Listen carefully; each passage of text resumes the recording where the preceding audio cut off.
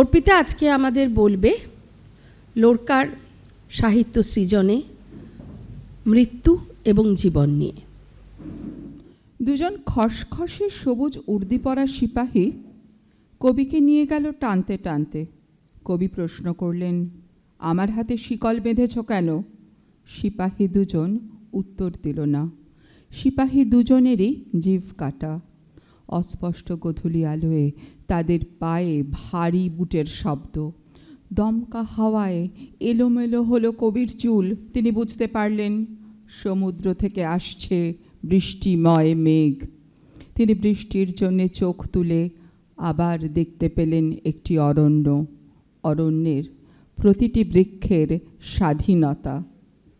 কবি অত মানুষের মুখের দিকে চেয়ে খুঁজলেন একটি মানুষ, নারীদের মুখের দিকে চেয়ে খুঁজলেন একটি নারী। তিনি দুজনকেই পেয়ে গেলেন। কবি আবার তাদের উদ্দেশ্যে মনে মনে বললেন, বিপ্লব দীর্ঘজীবী হোক, মিলিত মানুষ ও প্রত্যেক মানুষের নিজস্ব বিপ্লব। প্রথম গুলিটি তাঁর কানের পাশ দিয়ে বেরিয়ে গেল, যেমন যায়। কবি নিঃশব্দে হাসলেন। দ্বিতীয় গুলিতেই তাঁর বুক ফুটো হয়ে গেল। কবি তবু অপরাজিতের মতন হাসলেন হাহা শব্দে। তৃতীয় গুলি ভেদ করে গেল তাঁর কণ্ঠ। কবি শান্তভাবে বললেন, আমি মরব না। আসলে কবির শেষ মুহূর্তটি মোটামুটি আনন্দেই কাটল। মাটিতে পড়ে থাকা ছিন্ন হাতের দিকে তাকিয়ে তিনি বলতে চাইলেন, বলেছিলুম না আমার হাত শেকলে বাঁধা থাকবে না। কেন আমাদের বাংলার কবি সুনীল গঙ্গোপাধ্যায়কে লোরকার মৃত্যুর কয়েক দশক পরে লিখতে হলো এই কবিতা? ঠিক কি ঘটেছিল যে সারা বিশ্বের শুভবুদ্ধি সম্পন্ন মানুষের কাছে ধিক্কৃত, নিন্দিত হলো এই নৃশংস ঘটনা?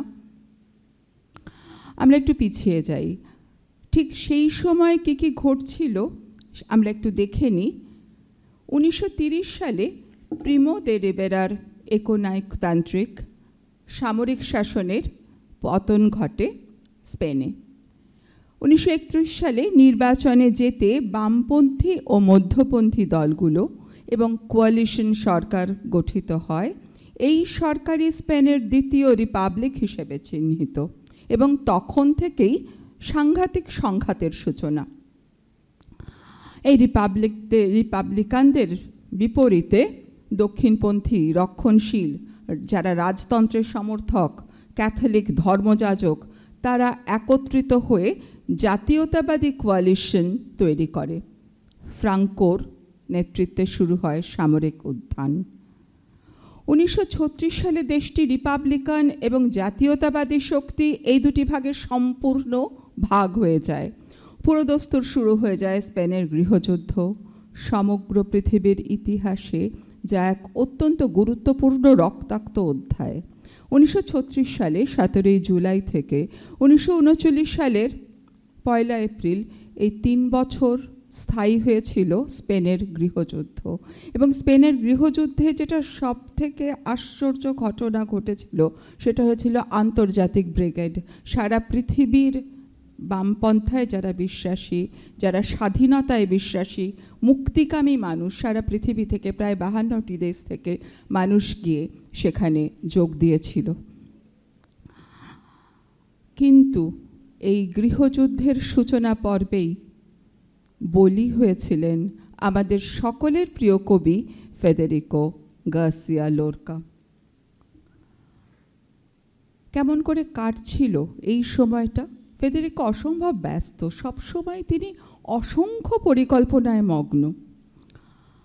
ঠিক সেই সময় স্পেনে কয়েকটা ঘটনা ঘটছিল। 1936 সালের 16 ফেব্রুয়ারি স্পেনে পপুলার ফ্রন্ট অর্থাৎ রিপাবলিকানরা ক্ষমতায় এলো। জালিয়াতি করে দক্ষিণপন্থীরা গ্রানাদা দখল করে নিল।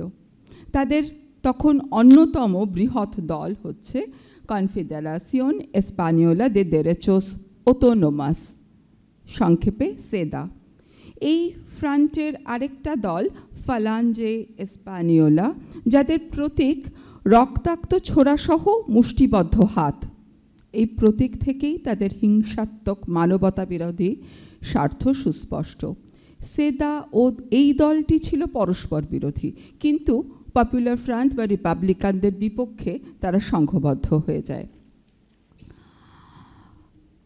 পপুলার ফ্রন্টের আনুকূল্যে ভ্রাম্যমাণ থিয়েটার দল লা বারাকা নিয়ে লোরকা একের পর এক মঞ্চ সফল নাটক করে চলেছেন। তিনি দেশে বিদেশে ঘুরে বেড়াচ্ছেন। লোরকা পরপর কয়েকটি উল্লেখযোগ্য সভায় যোগ দিচ্ছেন। তার মধ্যে একটি হচ্ছে রাফায়েল আলবের্তির সম্মাননা প্রদান অনুষ্ঠান। তিনি নাটক নিয়ে ইতালিতে যাচ্ছেন না, কারণ ইতালি তখন মুসোলিনির মদতপুষ্ট।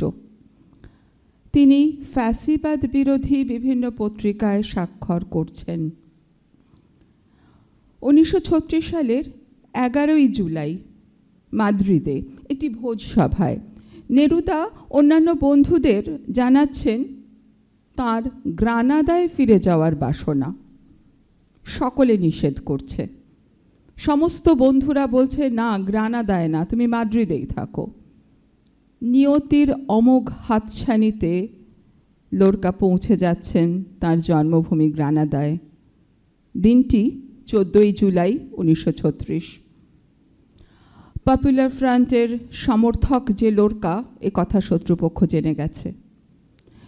তাকে গ্রানাদায় যাওয়ার পর সকলে পরামর্শ দিচ্ছে যে হয় রিপাবলিকানদের ডেরায় চলে যেতে, কিংবা তার অত্যন্ত ঘনিষ্ঠ বন্ধু ক্যাথলিক মানুয়েল দ্য ফাইয়ার কাছে গিয়ে আশ্রয় নিতে। লোরকা শুনছেন না, কেননা তিনি তখন শুনবেন না। তিনি এক পা করে এগিয়ে যাচ্ছেন সেই অমোঘ ঘটনার দিকে।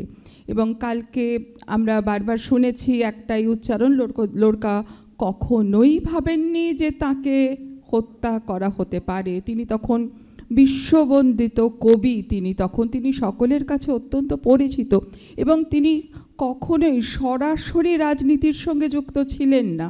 তিনি খালি সমর্থন করেছেন মাত্র।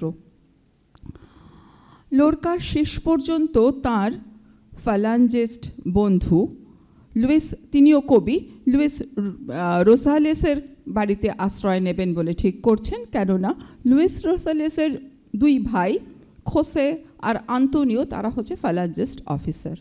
তো তিনি ভাবলেন যে এদের বাড়িতে থাকলে তিনি নিশ্চয়ই নিশ্চিন্তে থাকতে পারবেন। 9ই আগস্ট তিনি তার নিজের বাড়ি ছেড়ে তিনি রোসালেসদের বাড়িতে চলে আসছেন। ঠিক তারপরেই রোসালেসদের বাড়িতে আশ্রয় নেওয়ার পরে লোরকার বাবার ওপর অকথ্য অত্যাচার হচ্ছে।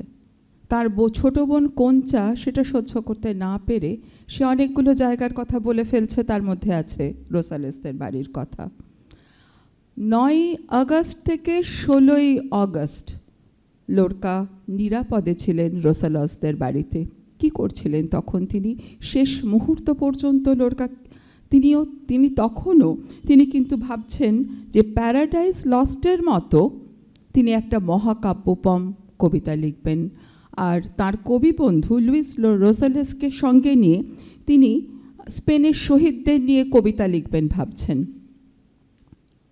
এই 9 থেকে 16ই আগস্ট রোসালেস পরিবার সযত্নে আগলে রেখেছিল লোরকাকে। 15ই আগস্ট গ্রানাদায় অনেককে গুলি করে মেরে ফেলা হয়, তার মধ্যে ছিলেন লোরকার বোন কোঞ্চার স্বামীও। 16ই আগস্ট লোরকা সেই খবর পান তার অতি আদরের বোন কোঞ্চার স্বামীকে মেরে ফেলা হয়েছে। সেই রাত্রেই তিনি গ্রেপ্তার হলেন। রোসালেস পরিবার, বিশেষ করে মিসেস রোসালেস, তিনি অনেক চেষ্টা করেও আটকাতে পারলেন না। তার ছেলেদের তিনি খবর দেওয়ার চেষ্টা করলেন, তারা তখন ছিলেন না। 17ই আগস্ট লোরকার মুক্তির আদেশ বার করে আনলেন খোসে রোসালেস, কিন্তু তিনি ব্যর্থ হলেন, তাকে ভুল বোঝানো হলো। 18 থেকে 19 আগস্টের মধ্যে গুলিবিদ্ধ হলেন, গুলিতে ঝাঁঝরা হয়ে গেলেন লোরকা আরও দুজন বুল ফাইটারের সঙ্গে। এত গোপনে লোরকাকে হত্যা করা হয়েছিল সেই সংবাদ পৃথিবীর কাছে অনেক পরে এসে পৌঁছয়। আসলে কেউ বিশ্বাসই করতে পারেনি যে লোরকাকে হত্যা করা হতে পারে। লোরকা কি তাঁর অন্তর্দৃষ্টি দিয়ে অনুভব করেছিলেন এই হত্যাকাণ্ড?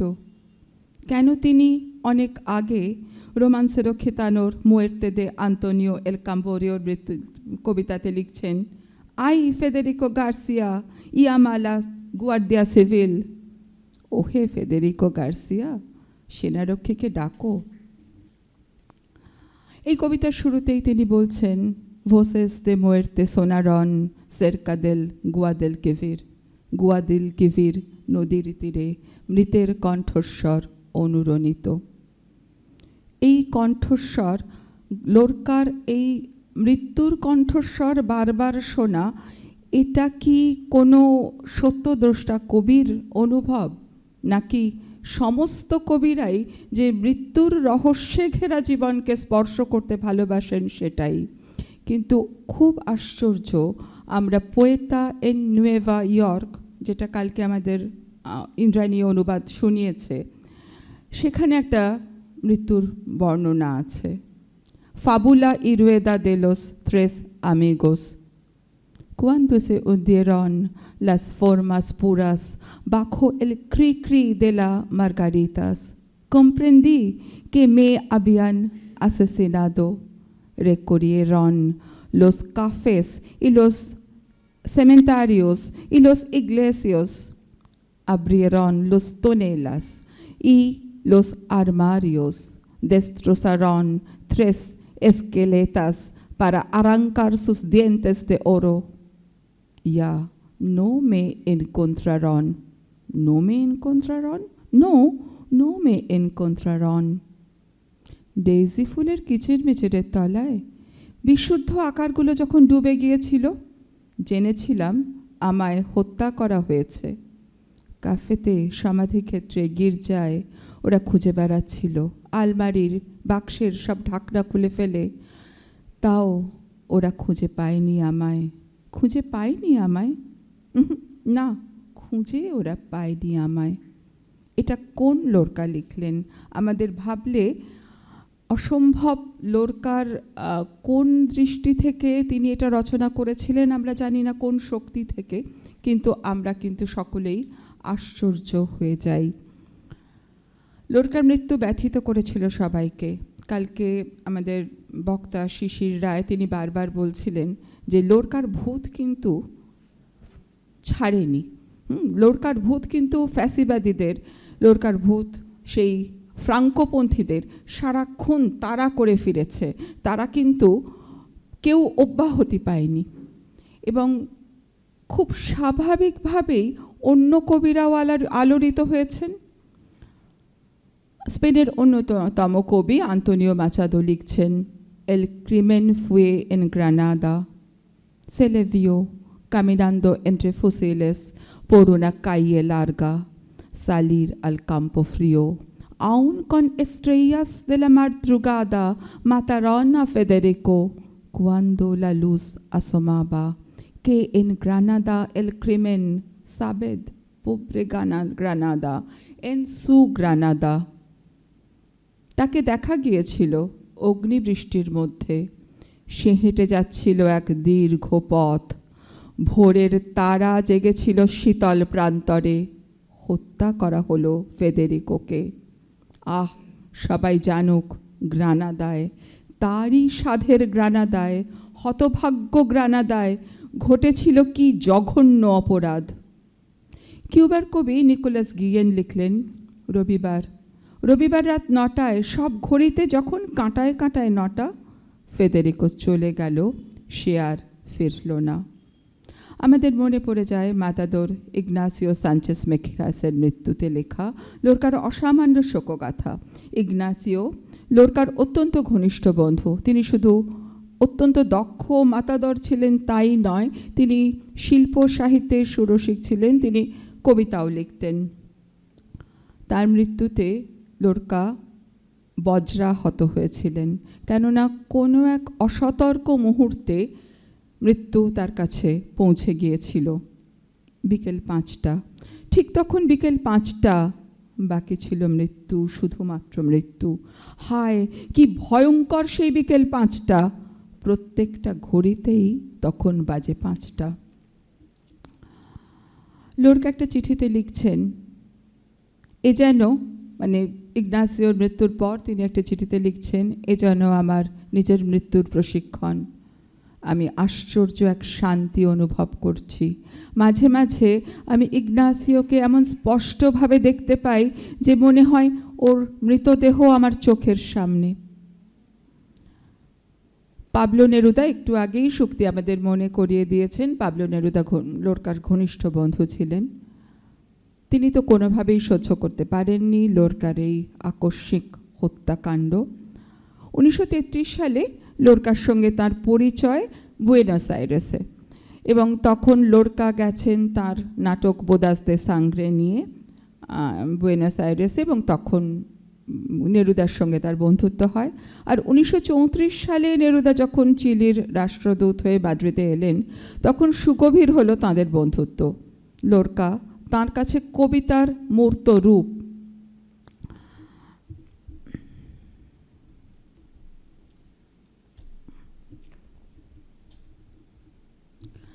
নেরুদা তার আত্মজীবনী কনফিয়েসোকে এ বিবিদো, সেখানে লিখছেন ফেদেরিকোর সঙ্গে তার দেখা করার কথা, কিন্তু ফেদেরিকো ততক্ষণে গ্রানাদার উদ্দেশ্যে রওনা হয়ে গেছেন। ফেদেরিকো আমাদের দেখা করার নির্দিষ্ট সময় আসতে পারল না, কেননা ইতিমধ্যেই সে মৃত্যুর পথ ধরেছে। আমরা আর কোনো দিনই পরস্পরকে দেখিনি। আর এভাবেই স্পেনের যুদ্ধ, যা সম্পূর্ণ পাল্টে দিল আমার কবিতাকে, আমার জন্যে সেটা শুরু হলো কবির অদৃশ্য হয়ে যাওয়ার দিন থেকে।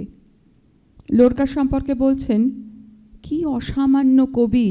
আমি আর কখনো কারো মধ্যে এমন মহিমা ও প্রতিভা দেখিনি। একটি ডানাওয়ালা হৃদয়, স্ফটিক স্বচ্ছ প্রস্রবণ। ফেদেরিকো গার্সিয়া লোরকা এক বিস্ময়কর দুয়েন্দে।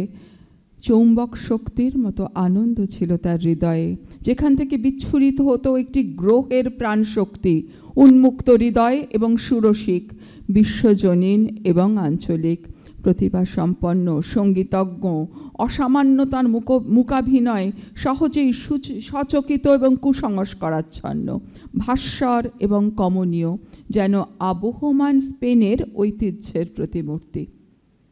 তিনি লোরকার উদ্দেশ্যে একটি গাথা লেখেন, ওদা আ ফেদেরিকো গার্সিয়া লোরকা। সেই কবিতার একটি অংশ, এসো যাতে তোমার অভিষেক করা যায় সুস্বাস্থ্যের আর প্রজাপতির মতো যুবক, বিশুদ্ধ যুবক, এক কৃষ্ণ বিদ্যুৎ রেখার মতো যা চিরস্বাধীন। নিজেদের মধ্যে আলাপচারিতায় এখন যেখানে পাথরের মধ্যে আর কেউ নেই, আমরা সহজভাবে কথা বলি, তুমি তোমার মতো করে আর আমি আমার মতো করে। কোন কাজে লাগবে কবিতা যদি তা শিশিরের জন্যে না হয়? কোন কাজে লাগবে কবিতা যদি তা এই রাত্রির জন্যে না হয়? আমরা যখন সে তিক্ত ছোড়াকেই এড়াতে পারলাম না সেই দিনটিতে, সেই গোধূলিতে, সেই ভাঙা প্রান্তরে, যেখানে মানুষের এক বিক্ষত হৃদয় মৃত্যুর জন্যে প্রস্তুত হচ্ছিল।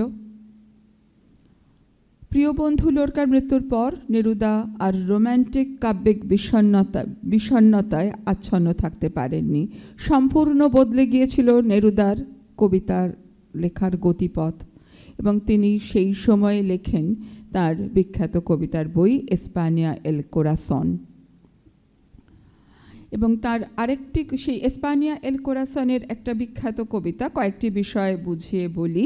যেখানে নেরুদার বাড়িটা ছিল মাদ্রিদে, সেটাকে ফুলের বাড়ি বলা হতো, এবং সেই বাড়িতে সমস্ত কবিরা আসতেন। এবং সেই কবিতার মধ্যে তিনি একটা জায়গায় বলছেন, আমি থাকতাম মাদ্রিদের একটা অঞ্চলে, অনেক ঘণ্টার সঙ্গে, অনেক ঘড়ি আর গাছগাছালির সঙ্গে। সেখান থেকে দেখা যেত স্পেনের শুকনো মুখ, যেন এক চামড়ার সমুদ্র। আমার বাড়ির নাম ছিল ফুলের বাড়ি, কেননা বাড়ির প্রতি প্রান্তে সর্বত্র ফুটে থাকতো জিরেনিয়াম। খুব সুন্দর ছিল বাড়িটা, কুকুর আর ছেলে মেয়েতে ভরা। রাউল, তোমার মনে পড়ে? আর রাফায়েল, তোমার? ফেদেরিকো, তোমারও কি মনে পড়ে মাটির নিচ থেকে? তোমারও কি মনে পড়ে না আমার বাড়ির বারান্দা, যেখানে জুন মাসের আলো তোমার মুখ ডুবিয়ে দিত ফুলে? ভাই, আমার ভাই। আমরা আসলে ফেদেরিকো গার্সিয়া লোরকার নাম যখনই শুনি তখনই তার এই আকস্মিক হত্যাকাণ্ডের কথাটাই বারে বারে আমাদের কাছে ঘুরে ফিরে আসে। কিন্তু আসলে লোরকা অসম্ভব জীবনমুখী একজন মানুষ, অসম্ভব তিনি আনখশির ভালোবেসেছেন জীবনকে। একটু আগেই আমাদের শুক্তি যা মনে করিয়ে দিল তার জীবনের গতিপথ।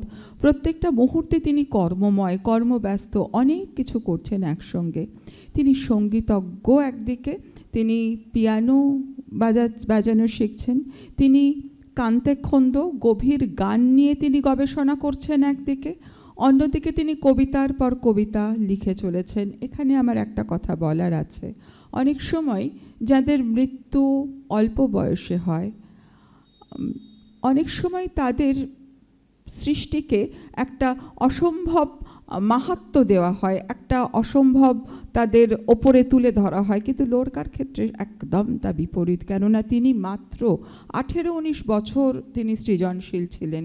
এই 18-19 বছরের মধ্যেই তিনি কিন্তু এত অসামান্য কবিতা এবং নাটক লিখে গেছেন। শুধু তাই না, তিনি কিন্তু প্রতি মুহূর্তে কিন্তু তিনি অনেক মানুষের সঙ্গে আছেন, অনেক মানুষের সঙ্গে যোগাযোগ করছেন, অনেক মানুষের মধ্যে আছেন, এবং সবাইকে নিয়ে তিনি কিন্তু একসঙ্গে পথ চলাই ছিল তার জীবনের উদ্দেশ্য।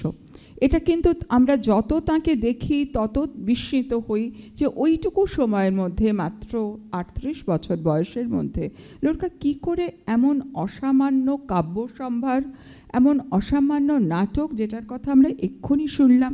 গতকাল আমাদের প্রফেসর আমাদের কবিতার কথা বলেছেন, আমরা সকলে অনেক কবিতাও পড়েছি, কিন্তু যেটা সবথেকে আশ্চর্য, প্রত্যেক মুহূর্তে পাল্টে পাল্টে যাচ্ছে তার কবিতা।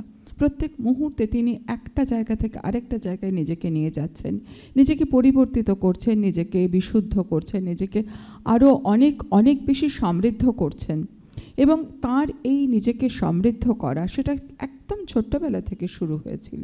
তিনি যখন ফুয়েন্তে বাকেরস, যেটা গ্রানাদার কাছে একটা গ্রাম, যেখানে তিনি জন্মেছিলেন, তারা ছিলেন সব থেকে বর্ধিষ্ণু, এবং সেখানে তিনি যাদের সঙ্গে বড় হচ্ছিলেন তারা অত্যন্ত দরিদ্র ছিলেন। তখনই লোরকা লিখছেন একটা জায়গায় যে তার বন্ধু তাকে লিখছে যে আজকে তুমি আমার বাড়িতে এসো না, কেননা আজকে লন্ড্রি ডে, মানে তাদের পরে থাকার কোনো জামা কাপড় তাদের কাছে থাকবে না। লোরকা তার নিজের আলমারিতে দেখছেন থরে থরে জামা কাপড় সাজানো। এই যে বৈপরীত্য, বৈষম্য তাকে ভীষণভাবে আঘাত করছে। তার ছোটোবেলার খেলনা হচ্ছে একটা থিয়েটার খেলনা, এবং সেটা নিয়ে তিনি কিন্তু নানান রকম এক্সপেরিমেন্ট করছেন। বাড়ির সমস্ত লোকদের, তার কাজের লোকদের সবাইকে এক একটা চরিত্রে সাজিয়ে তিনি নাটক করছেন। তারপর তিনি চলে আসছেন গ্রানাদায়, তার পুরো পরিবারই চলে আসছে গ্রানাদায়। গ্রানাদায় তিনি শিক্ষা লাভ করছেন, তিনি বড় হচ্ছেন, কিন্তু সেখানেও তিনি কিন্তু তৈরি করছেন এল রিনকনসিও, এবং সেখানে তার সমমনস্ক বন্ধু বান্ধবদের নিয়ে তিনি কিন্তু সাহিত্য চর্চায় মেতে থাকছেন, তিনি কবিতা লিখছেন। এরপর তার সব থেকে সফল সমৃদ্ধ সময় যখন তিনি চলে এলেন মাদ্রিদে এবং থাকলেন রেসিডেন্সিয়া দে এস্তুদিয়ান্তেস। তো সেখানে কিন্তু তার সমস্ত, একটু আগেই শুক্তি বলল, সমস্ত তারা প্রত্যেকে স্বনামধন্য, তাদের সঙ্গে তার যোগাযোগ হচ্ছে। তারা ছাড়াও তিনি প্রায় সমগ্র স্পেনের বাইরে অসংখ্য বন্ধু তার। এই যে এত মানুষকে তিনি ভালোবাসছেন, এত তার কর্মময়তা, সেখানে লোরকার লেখায় যদি আমরা মৃত্যু চেতনা পাই, কিন্তু সেটা কিন্তু সেটা মৃত্যু বিলাসী, সেটা মৃত্যুকে আরও আষ্টে পৃষ্ঠে জড়িয়ে ধরা, জীবনকে আরও আষ্টে পৃষ্ঠে জড়িয়ে ধরা, সেটা কিন্তু মৃত্যুর আকাঙ্ক্ষা নয়, বিষণ্ণতা নয়। বিষণ্ণ হয়তো তিনি নানানভাবে তাকে হতে হয়েছে বিষণ্ণ, কেননা তিনি যে সমপ্রেমে বিশ্বাসী ছিলেন, সেই সমপ্রেমের আঘাত তাকে খুব স্বাভাবিকভাবেই যন্ত্রণাকাতর করেছে। তিনি একজন সৃষ্টিশীল মানুষ, সৃজনশীল মানুষের একটা সৃষ্টির বেদনা সবসময় থাকে। এই সমস্ত কিছু কিন্তু তার মধ্যে ছিলই, কিন্তু সেটাকে আমরা কখনোই মানে লোরকা কিন্তু আর পাঁচজনের মতোই অসম্ভব জীবনকে ভালোবেসেছেন। প্রতি মুহূর্তে কিন্তু তিনি প্রতিবাদ করেছেন, যেখানে যত অন্যায় দেখেছেন তিনি কিন্তু প্রতিবাদ করেছেন। যখন তিনি কবিতাগুলো লিখছেন, একের পর এক কবিতা তিনি লিখছেন, তখন কিন্তু আমরা দেখতে পাচ্ছি যে সেই কবিতায় জীবন যেমন আছে তার পাশাপাশি বারে বারে মৃত্যু আছে। আমি যে বারবার বলছি যে এই মৃত্যু চেতনা কিন্তু একটা চেতনাই, সেটা কিন্তু সমস্ত প্রায় অনেক কবির ক্ষেত্রেই, কারণ আমাদের জীবনটা তো আমরা যাপন করি, কিন্তু যেটা জানি না মৃত্যুর পর কি আছে। আমরা যখন কোনো প্রিয়জনের বিয়োগ ব্যথায় অধীর হই, কিন্তু শত চেষ্টাতেও তো আমরা কোনো দিন তাকে আর খুঁজে পাই না, দেখতে পাই না। এই রহস্যে ঘেরা মৃত্যু কিন্তু সবসময় সব কবিকেই আচ্ছন্ন করেছে। আমি আরেকজনকার কথা বলবো, রাফায়েল আলবের্তি। তিনি লোরকা সম্পর্কে তিনি বলছেন, এটা খুব ইম্পর্ট্যান্ট। 1924 অক্টোবরে মাদ্রিদের ছাত্রভবনের মানে রেসিডেন্সিয়ার ছোট্ট বাগানটায় তোমার সঙ্গে বন্ধুত্বের প্রথম দিনটা আমার মনে পড়ে। তখন তুমি সদ্য গ্রানাদা থেকে ফুয়েন্তোভাকেরাস থেকে ফিরে এসেছো, সঙ্গে এনেছো তো তোমার প্রথম বইয়ের গাথা। সবুজ, আমি তোমায় সবুজ চাই, সবুজ বাতাস, সবুজ গাছের ডাল। সেই তোমার প্রথম কবিতা পাঠ শোনা, তোমার সেরা গাথা, বিনা দ্বিধায় বর্তমান স্পেনীয় কাব্যে শ্রেষ্ঠ। তোমার সবুজ বাতাস আমাদের সকলকে স্পর্শ করেছিল, আমাদের কানে তার প্রতিধ্বনি থেকে গিয়েছিল তুমি চলে যাওয়ার পরেও। রোমান্সেরো খিতানোর এখন মানে লোরকার মৃত্যুর পরে, তুমি চলে যাওয়ার পরেও রোমান্সেরো খিতানোর নতুন নতুন সংস্করণ বেরোচ্ছে। তোমার নাম আমাদের দেশের হৃদয়ে শেকড় বিস্তার করছে। কেউ যদি এই শেকড় ওপরাতে চেষ্টা করে, কেউ যেন এই শেকড় ওপরাতে চেষ্টা না করে। যে মাটিতে এই শেকড় ছড়িয়েছে সেই মাটি তা বরদাস্ত করবে না। মাটি আগুন হয়ে ফেটে পড়বে, বিস্ফোরণ হবে। যারা তোমায় উপড়ে ফেলতে চাইবে তারা পুড়ে ছাই হয়ে যাবে। এটা আমরা সহজেই বুঝতে পারছি কাদের উদ্দেশ্য করে এটা লেখা হচ্ছে।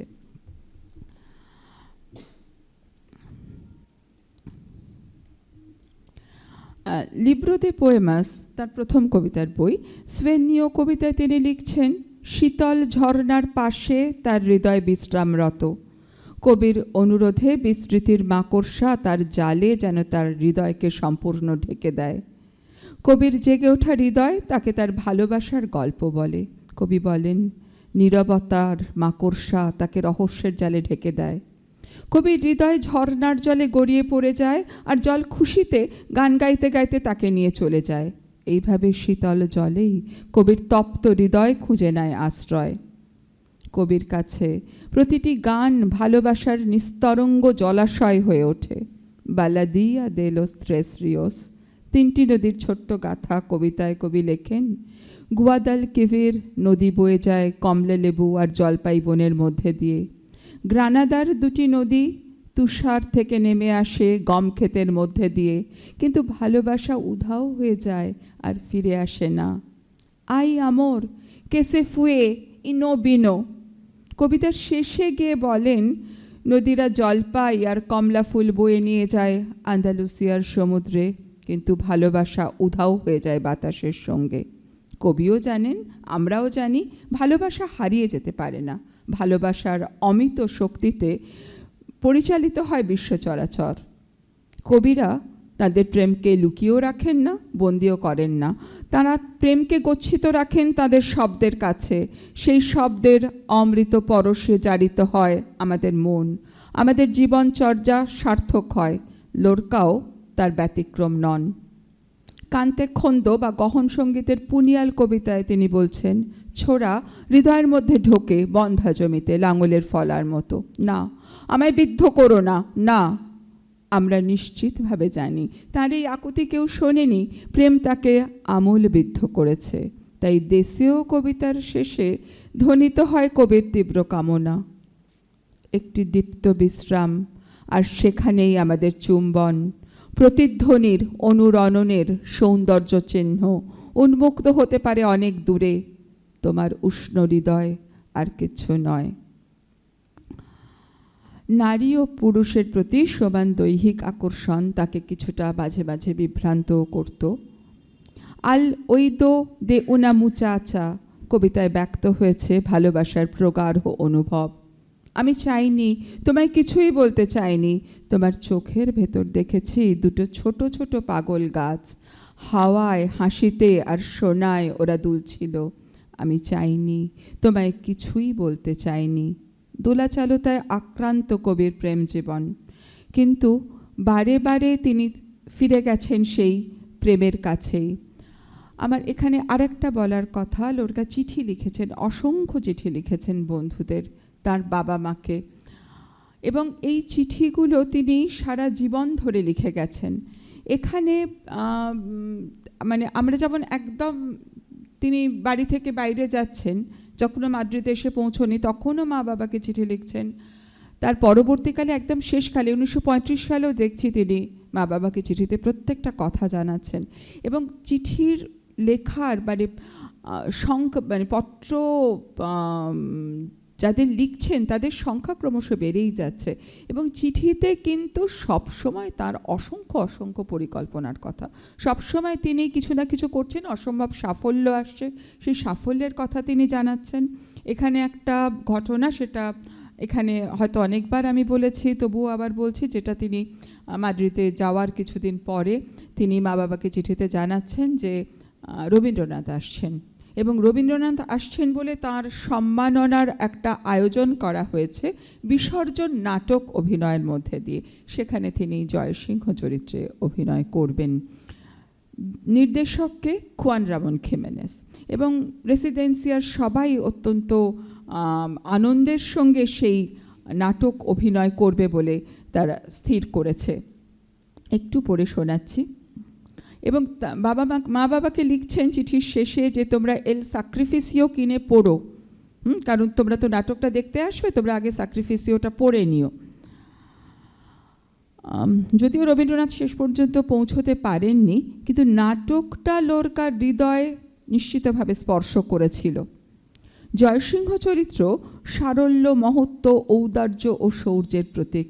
পিতৃতুল্য গুরু রঘুপতির চক্রান্তের বিরুদ্ধে, ভ্রাতৃহত্যার বিরুদ্ধে, অকারণ রক্তপাতের বিরুদ্ধে নীরব অথচ সুদৃঢ় প্রতিবাদ। জয়সিংহের আত্মবলিদান জীবনের প্রতি তার অসীম আকর্ষণেরও পরিচয় বহন করে। দ্বন্দ্বের দেশের মানুষ লোরকা জয়সিংহ চরিত্রে অভিনয় করার সময় নিশ্চিতভাবে উপলব্ধি করেছিলেন জয়সিংহের মৃত্যুকে আলিঙ্গনেই নিহিত মানবপ্রেমের বিজয় বার্তা। লোরকাও কোনোদিনই দেশপ্রেমের নামে সামরিক শক্তির আগ্রাসন ও স্বৈরাচারকে সমর্থন করতে পারেননি। দেশপ্রেমের ঊর্ধ্বে তিনি সবসময় স্থান দিয়েছেন মানবতাবাদকে।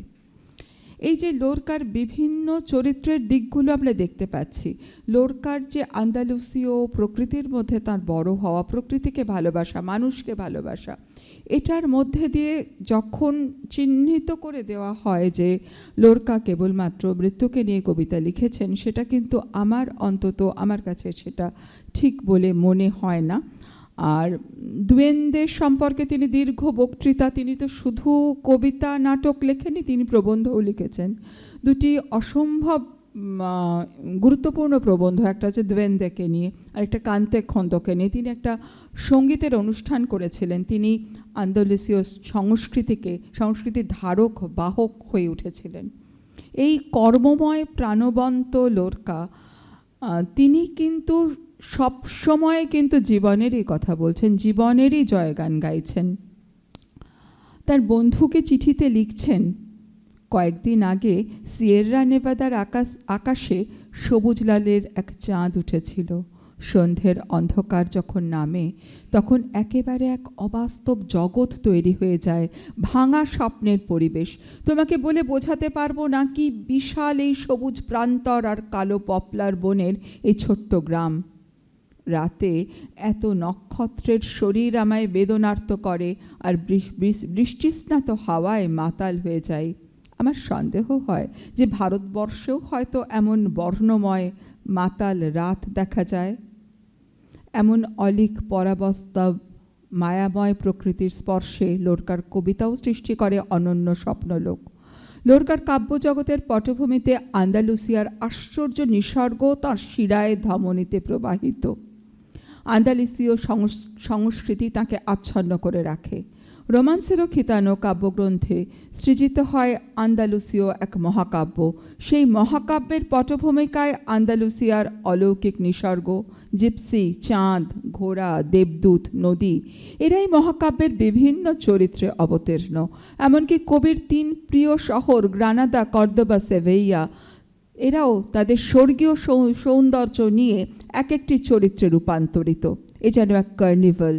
জিপসিদের জীবনাচরণ ও সঙ্গীতের সঙ্গে লোরকার আবাল্য পরিচয়, তাদের অতি প্রাচীন ও জটিল জন্মসূত্র, সমাজে নিগৃহীত ও সংখ্যালঘু হিসেবে তাদের অবস্থান, এ সব কিছুই কবিকে আন্দালুসীয় লোকসংস্কৃতির প্রতি আকর্ষণ করেছিল। তার সাক্ষ্য বহন করে জিপসি গাথা। এবং পরবর্তীকালে তিনি যখন পোয়েতা এন নুয়েভা ইয়র্ক লিখছেন, সেখানেও কিন্তু সংখ্যালঘুদের প্রতি অত্যাচার তাকে একইভাবে ব্যথিত করেছিল। লোরকা কেমন করে রঙের কথা বলছেন তাঁর কবিতায়। আমি নিজেকে দেখে ফেলেছি তোমার চোখের তারায়, তোমার আত্মার কথা ভাবতে ভাবতে শ্বেত করবি। আমি নিজেকে দেখে ফেলেছি তোমার চোখের তারায়, তোমার ঠোঁটের কথা ভাবতে ভাবতে রক্ত করবি। আমি নিজেকে দেখে ফেলেছি তোমার চোখের তারায়, কিন্তু তখন তুমি মৃতা, রক্ত করবি।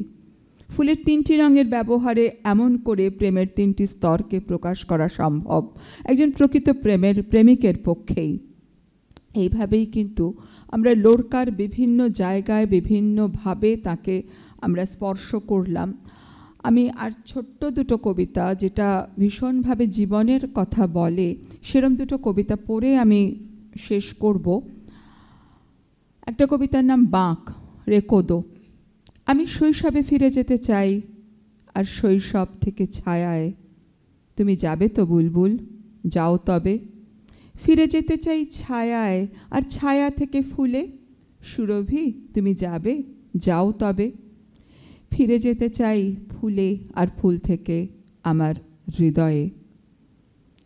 আরেকটা কবি এই কবিতা মানে এগুলো কিন্তু তিনি বিভিন্ন বন্ধুকে চিঠিতে লিখে লিখে পাঠাচ্ছেন। এটা সালাসারকে, এটা মেলচোরকে লিখছেন তিনি।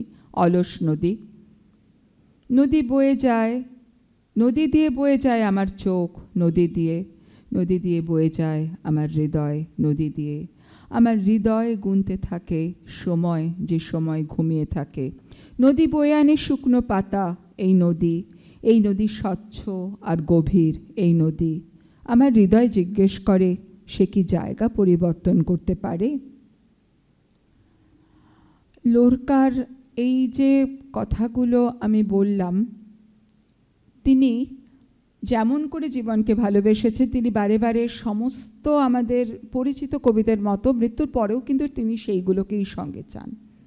এবং তিনি বলছেন যে মৃত্যুর পরে জগতের সব কিছুই তিনি চান। জীবনের উৎসব যাপিত হয় সরাইখানায়, প্রতিটি মুহূর্তই সেখানে কোলাহল মুখর। মানুষের আসা যাওয়ার ধারে যে সরাইখানা, সেখানে প্রতি মুহূর্তে ধরা পড়ে জীবনের স্পন্দন। মালাগুয়েনিয়া কবিতায় কবির দৃষ্টিতে উদ্ভাসিত হয় জীবন ও মৃত্যুর বিচিত্র লীলা। মৃত্যু ঢোকে আর বেরোয়, বেরোয় আর ঢোকে।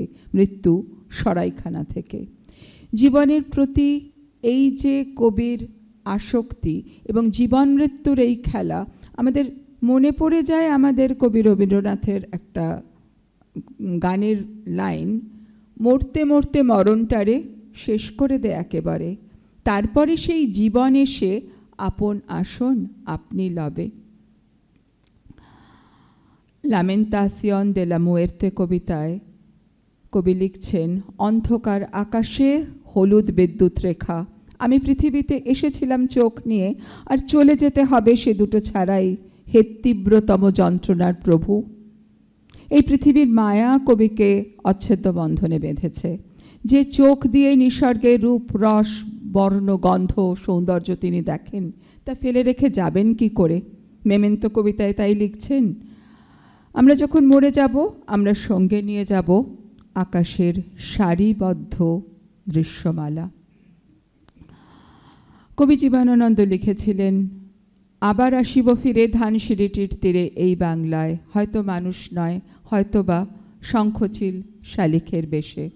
তার অনেক দিন আগেই লোরকা লিখেছেন, আমি ফিরে আসছি আমার ডানায় ভর করে, আমায় ফিরতে দাও, আমি যে মরতে চাই ভোর হয়ে, আমি যে মরতে চাই গতকাল হয়ে, আমি ফিরে আসছি আমার ডানায় ভর করে, আমায় ফিরে আসতে দাও। El regreso, yo vuelvo por mis alas, dejadme volver.